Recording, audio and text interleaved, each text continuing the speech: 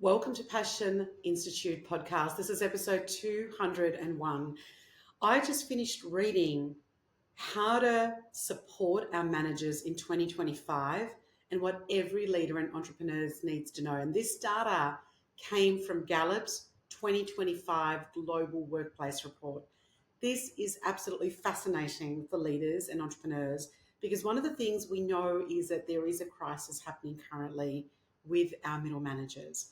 And in that middle managers, what we're finding is that the way that we engage with our middle managers is really needing a lot of work. It's needing a complete reset and a different way of being able to do different things. So member engagement fell from the year before from 30% to 27%. Now that doesn't sound like a lot, but it's still a 10% fall. And a 10% fall, when you've got that gap to go back the other way and re engage a lot of our middle managers, is much more difficult. The other thing that in the report came out is the fact that there is not only an engagement crash, there's also a decline in well-being. This is a big issue. We have started to see this more and more in the last decade.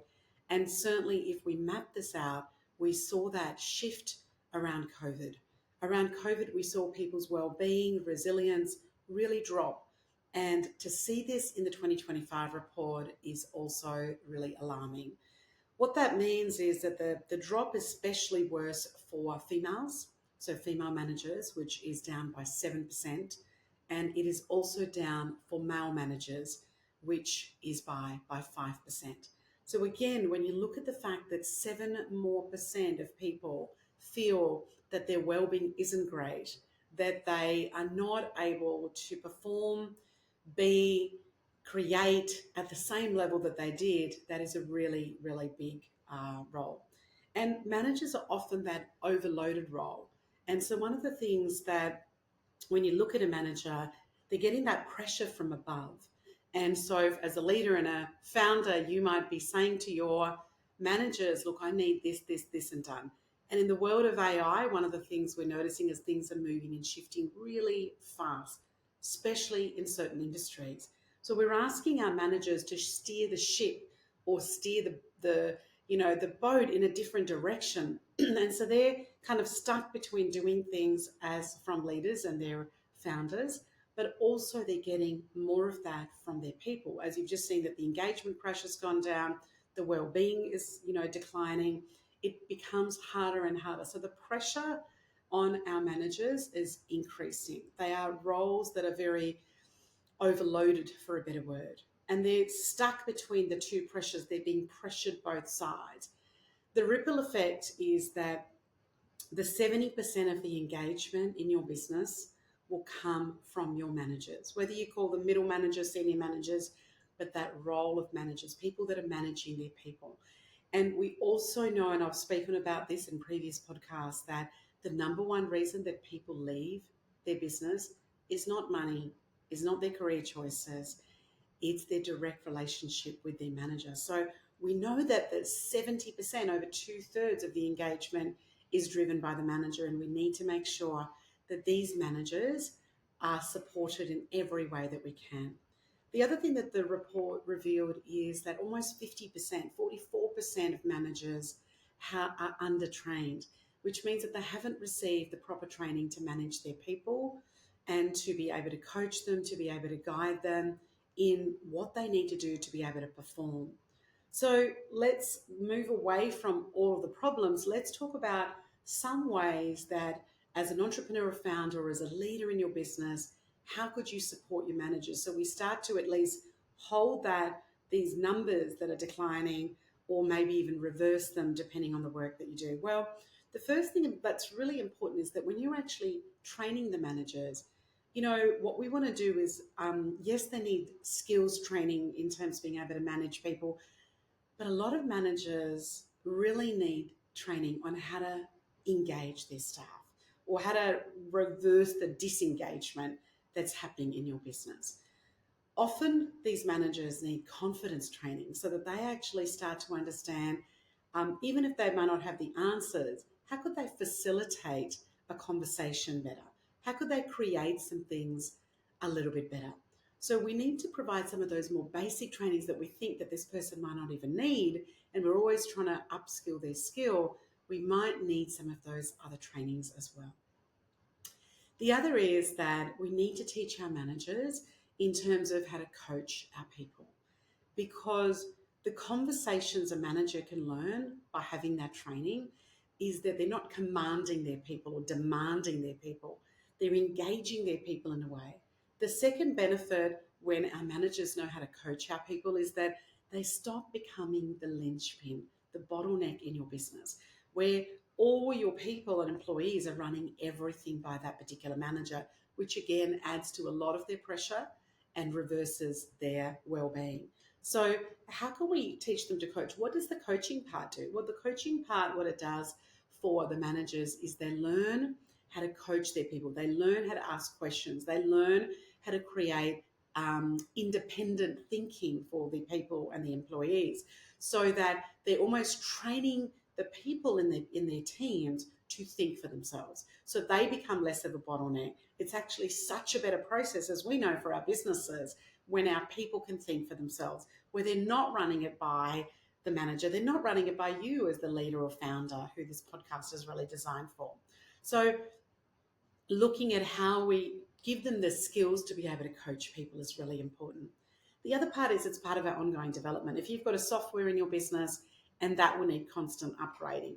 If you've got other systems in your business, you need constant upgrading. Even your vision statements need constant upgrading. So it's so important to continue to do the ongoing development for your people. Don't think, oh yeah, I set them to this 3 years ago. Think about how we can create better pathways for growth. The managers the report spoke about are supported and are that you do the ongoing development with, more than 50% of them are likely to thrive, not survive, thrive. And so that's a really important statistic to understand from this particular book, from this report as well. Burnout is something we've been talking about for a long time. We're seeing people on the edge of it. Certainly in my one-on-ones, I'm noticing that more and more.